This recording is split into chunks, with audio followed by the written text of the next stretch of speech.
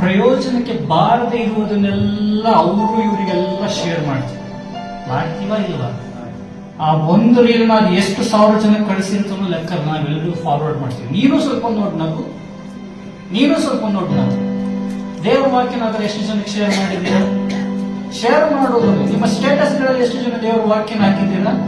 ಭಯ ಯಾರೇನು ಅನ್ಕೊಳ್ತಾರೆ ಅಂತ ಹೇಳುವುದಷ್ಟೇ ಅಲ್ಲ, ಅದನ್ನು ನೀವು ಮಾಡಿ ತೋರಿಸ್ಬೇಕು. ಅದಕ್ಕೆ ವಾಕ್ಯದಲ್ಲಿ ದೇವರು ಹೇಳಿದ್ರು ಸ್ಪಷ್ಟವಾಗಿ, ಮಗನು ತನ್ನಷ್ಟಕ್ಕೆ ತಾನೇನು ಮಾಡಲಾರನು, ತಂದೆ ಮಾಡುವುದನ್ನು ನೋಡಿ ಮಗನು ಅದೇ ಅನುಸರಿಸುವನಾಗಿದ್ದಾನೆ. ನೀವೇ ಸ್ಟೇಟಸ್ಗಳಲ್ಲಿ ಫೋನ್ ರಿಂಗ್ಟ್ಯೂನ್ಗಳಲ್ಲಿ ಫಿಲಂ ಸಾಂಗ್ಗಳು ಹಾಕೊಂಡು ನಿಮ್ಮ ಮಕ್ಕಳಿಗೆ ಫಿಲಂ ಸಾಂಗ್ ಕೇಳ್ಬೇಡ, ಅದು ಮಾಡ್ಬೇಡ, ನಾವೇ ಕೇಳ್ತಾವ ರಿಟರ್ನ್ ಕ್ವಶನ್ ಕೇಳ್ತಾರೆ. ನೀನ್ ಕೇಳ್ತಿದ್ಯಲ್ಲ ನೀನು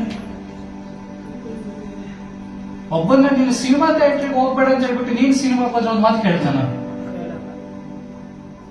ನೀನು ಸ್ಟ್ಯಾಂಡಿಂಗ್ ಪೊಸಿಷನ್ ಅಲ್ಲಿ ಇರಬೇಕು, ಸಿನಿಮಾ ಥಿಯೇಟರ್ ಹೊರಗಡೆ ಇರಬೇಕು. ನೀನು ಸಿನಿಮಾ ಥಿಯೇಟರ್ ಹೋಗ್ಬಿಟ್ಟು ಸಿನಿಮಾ ನೋಡ್ಬೇಡ ಅಂದ್ರೆ ನಿನಗೆ ಇಲ್ಲೇನು ಕೆಲಸ ಅಂತ. ನೀವು ಮಾದರಿಗಳಾಗಿ ಯಾರಿಗೆ ಮಾದರಿ ಆಗಿರಬೇಕು? ಕ್ರಿಸ್ತನು ನಿಮಗೆ ಮಾದರಿ. ನೀವು ಕ್ರಿಸ್ತನ ಹೆಜ್ಜೆ ಜಾಡಿನಲ್ಲಿ ನಡೆದು ನಿಮಗಿಂತ ಕಿರಿಯವರಿಗೆ ಮಾದರಿ.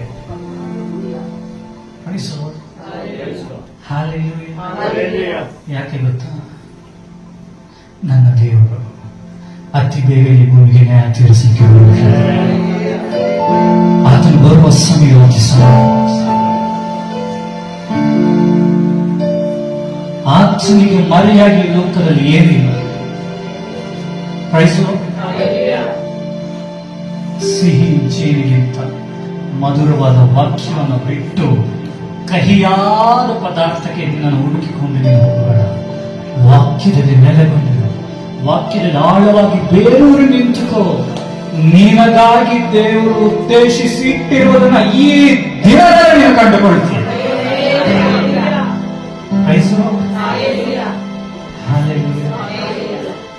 ನಿನ್ನ ಮಕ್ಕಳಿಗೆ ನೀನು ಅವರಂತೆ ಆಗು, ಇವರಂತೆ ಆಗು, ಇವ್ರ ತರ ಬಾಳು ಅದನ್ನ ಹೇಳ್ಬೇಡ. ದೇವರಲ್ಲಿ ಭಯ ಭಕ್ತಿಯಿಂದ ನಡೆಯುವುದನ್ನು ತಿಳಿಸಿ. ಅವನು ಸೂಪರ್ ಸ್ಟಾರ್, ಇವರು ಆ ಸ್ಟಾರ್ ಈ ಸ್ಟಾರ್ ಏನ್ ಮಾಡಕ್ಕೆ? ಕೊನೆಗೆ ಅವನು ಹೋಗೋದು ಮಣ್ಣಿಗೆನೆ. ಅವ್ರನ್ನ ನೋಡಿ ಕಲ್ತ್ಕೊಳ್ಳೋದು ಏನೇನೂ ಇಲ್ಲ. ಈಗ ಯಾರು ಕೇಳಿದ್ರೆ ಯಾರು ಅಂತ ಹೇಳ್ತಾರೆ, ನನಗೆ ಅವ್ರು ನಾನು ಅವನ ಫ್ಯಾನ್, ನಾನು ಇವನ್ ಫ್ಯಾನ್, ನಾನು ಇವನ್ ಅಭಿಮಾನಿ, ಅವನ ಅಭಿಮಾನಿ. ಏನಕ್ಕೆ? ಅವನು ಪಾಪ ಮಾಡಿದ್ರೆ ನೀನು ಪಾಪಕ್ಕೆ ನಡೆಸ್ತಿದ್ರೆ ಕೊನೆಗೆ ನೀನು ನರಕಕ್ಕೆ ಹೋಗ್ತೀವಿ. ನೀನು ಅಭಿಮಾನಿಗೆ ಬಾಳ್ಬೇಕಾಗಿದೆ ಯೇಸುವಿಗೆ ಮಾತ್ರ. ಆತನಿಗೆ ನಿಜವಾದ ಹೀರೋ. ಯಾವ ಮನುಷ್ಯನಾದ್ರೂ ಚಾಲೆಂಜ್ ಮಾಡಿ ನೋಡಿ, ನಿನಗೋಸ್ಕರ ಸಾಯ್ತಾರ ಅಂತ.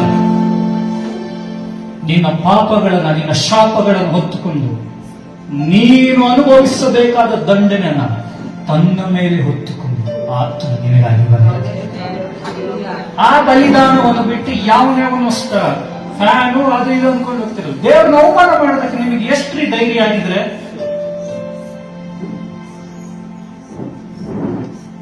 ನನ್ನ ಸೃಷ್ಟಿಕರ್ತನನ್ನ ಅವಮಾನ ಮಾಡಿದ್ರೆ ನಾನು ಸಹಿಸೋದೇ. ಯಾರೇ ಆಗಿದ್ರು ಸರಿ, ಆತನು ನನಗಾಗಿ ಪಟ್ಟ ಪಾಡು, ನನಗಾಗಿ ಪಟ್ಟ ವೇದನೆಗಳು. ಆತನು 39 ಚಾಟಿಗಳನ್ನು ತೆಗೆದುಕೊಂಡ. ನಾವು ಒಂದೇ ಚಾಟಿಯಲ್ಲಿ ಸಾಯ್ತೀವಿ. ಗೊತ್ತಿದೆಯೇ ನಿಮಗೆ? 39 ನೋಡಿ, ಒಂದು ಚಡಿಯಕ್ಕೆ ನಮಗೆ ಬಿದ್ದಿದ್ರೆ ನಾವು ಆ ಕ್ಷಣದಲ್ಲಿ ಬದುಕ್ತಿದ್ವಿ. ಅಂಥದನ್ನ ಆತನ ಸಹಿಸಿಕೊಂಡು ಆತನು ಶಿಲುಬೆಯಲ್ಲಿ ತೂಗು ಪಡುವಾಗ ಕೂಡ ನಿನ್ನನ್ನು ಮರೆಯದೆ, ನಿನ್ನನ್ನು ನೆನಪಿನಲ್ಲಿಟ್ಟುಕೊಂಡು ನಿನಗಾಗಿ ರಕ್ತ ಸುರಿಸಿ. ನಾವೇನ್ ಮಾಡ್ತಾ ಇದ್ದೀವಿ? ಯಾರ್ಯಾರನ್ನೋ ಮಹಿಮೆಪಡಿಸಿ, ಯಾರ್ಯಾರನ್ನೋ ಗ್ಲೋರಿಫೈ ಮಾಡ್ತಾ ಇದ್ದೀವಿ. ಎಷ್ಟು ದೇವರ ಮನಸ್ಸು ನೊಂದುಕೊಳ್ಳೋದು ಹಾಗಿದೆ. ಇಷ್ಟೆಲ್ಲ ಮಾಡಿದ್ರು ಕೂಡ ಇವರು ಇನ್ಯಾರನ್ನೋ ಕಟ್ಕೊಂಡು ಓಡ್ತಿದ್ರೆ ಅನ್ನೋಲ್ಲ. ದೇವರಿಗೆ ನೋವಾಗತ್ತಾ ಇದ್ರು. ಅವರು ನನ್ನ ಇನ್ಸ್ಪಿರೇಷನ್, ಇವರು ನನ್ನ ಇನ್ಸ್ಪಿರೇಷನ್. ಫಿಲಮ್ ಸ್ಟಾರ್ಗಳು, ಸ್ಪೋರ್ಟ್ಸ್ ಮ್ಯಾನ್ಶಿಪ್. ನನಗೂ ಇನ್ಸ್ಪಿರೇಷನ್ಸ್ ಇದ್ದಾರೆ. ಯಾರು ಗೊತ್ತಾ? ನನ್ನ ಮೊದಲ ಇನ್ಸ್ಪಿರೇಷನ್ ನನ್ನ ಯೇಸು ಸ್ವಾಮಿ. ನನ್ನ ಬೆಸ್ಟ್ ಇನ್ಸ್ಪಿರೇಷನ್ ನನ್ನ ಯೇಸು ಸ್ವಾಮಿ. ಆತನ ಮಾಡಿದ ಈ ಲೋಕದಲ್ಲಿ ಯಾರಿಂದ ಕೂಡ ಮಾಡಲು ಸಾಧ್ಯ ಇಲ್ಲದೆ ಇರುವುದು ಇರುವ ಹಾಗೆ ಮಾಡಿದರೆ ನನ್ನ ಜೀವಿತದಲ್ಲಿ ಇಲ್ಲ ಇಲ್ಲ ಇಲ್ಲ ಅನ್ನುವ ಶಬ್ದಕ್ಕೆ ನೀನು ಸ್ಥಳ ಕೊಡಬೇಡ.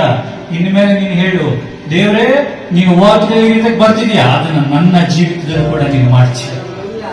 Price Lord, hallelujah. ಎಷ್ಟು ಜನಕ್ಕೆ ಪ್ರತಿದಿನ ನನ್ನ ಅದ್ಭುತಗಳನ್ನು ಕಾಣಬೇಕು ಅಂತ ಆಸೆ ಇದೆಯಾ? ಒಂದು ಫಾರ್ಮುಲಾ ಹೇಳ್ಕೊಡ್ತೀನಿ, ಅದನ್ನ ತಪ್ಪದೆ ನೀವು ಫಾಲೋ ಮಾಡಿ. ನಿಮ್ಮ ಜೀವನ ಪೂರ್ತಿ ಅದ್ಭುತಗಳನ್ನ ನೀವು ನೋಡ್ತೀರ. ಹೊಸದಾಗಿ ನೀವು ಅದ್ಭುತಗಳನ್ನು ಪಡೆದುಕೊಳ್ಳಬೇಕಂದ್ರೆ ದೇವರು ಹಿಂದಿನ ಕಾಲದಲ್ಲಿ ಮಾಡಿದ ಅದ್ಭುತಗಳಿಗೆ ಇವಾಗಲೂ ಕೂಡ ಸ್ತೋತ್ರ. ಸೀಕ್ರೆಟ್ ಫಾರ್ಮುಲಾ ಒಂದೇ. ಹಿಂದೆ ಮಾಡಿದ ಅದ್ಭುತಗಳನ್ನು ನೆನೆಸಿ ಇವತ್ತಿಗೂ ಕೂಡ ನೀವು ದೇವರಿಗೆ ಸ್ತೋತ್ರಗಳನ್ನು ಹೇಳುವಾಗ ನೆಕ್ಸ್ಟ್ ಹೊಸ ಅದ್ಭುತ ದೇವರು ನಿನ್ನ ಲೈಫಲ್ಲಿ ಮಾಡ್ತಾರೆ. ಈಗ ಯಾರಾದರೂ ತುಂಬಾ ವರ್ಷ ಆಗಿರುತ್ತೆ ಮದುವೆಯಾಗಿ ಅವರಿಗೆ ಮಕ್ಕಳು ಬೇಕಂದ್ರೆ ಯಾರ ಎಕ್ಸಾಂಪಲ್ ತಗೊಳ್ತೀವಿ? ಮೊದಲನೇ ಬರದೆ ಸಾರ, ಎರಡನೇ ಯಾರು? ಅನ್ನ. ಇಬ್ಬರೇ ರೆಫರೆನ್ಸ್ಗಳನ್ನ ತಗೊಳ್ತೀವಿ. ಯಾಕೆ? ದೇವರವರ ಲೈಫಲ್ಲಿ ಮಾಡಿದ್ರು. ಅದನ್ನ ನಾವೇನ್ ಮಾಡ್ತೀವಿ? ದೇವರು ಆಗ ಮಾಡಿದ ಕಾರ್ಯಗಳನ್ನ ಈಗಲೂ ಗ್ಲೋರಿಫೈ ಮಾಡ್ತಾರೆ. ಇದನ್ನ ನೀವು ಮಾಡ್ತಾ ಹೋಗಿ. ಪ್ರತಿದಿನ ನೀವು ನಡೆಯುವಾಗ, ನೀವು ಮಲಗುವಾಗ, ನೀವು ಕೂತುಕೊಳ್ಳುವಾಗ, ನೀವು ಕೆಲಸ ಮಾಡುವಾಗ, ಎಲ್ಲ ಸಮಯದಲ್ಲಿ ದೇವರ ಅದ್ಭುತಗಳನ್ನು ಮಾಡುವಾಗ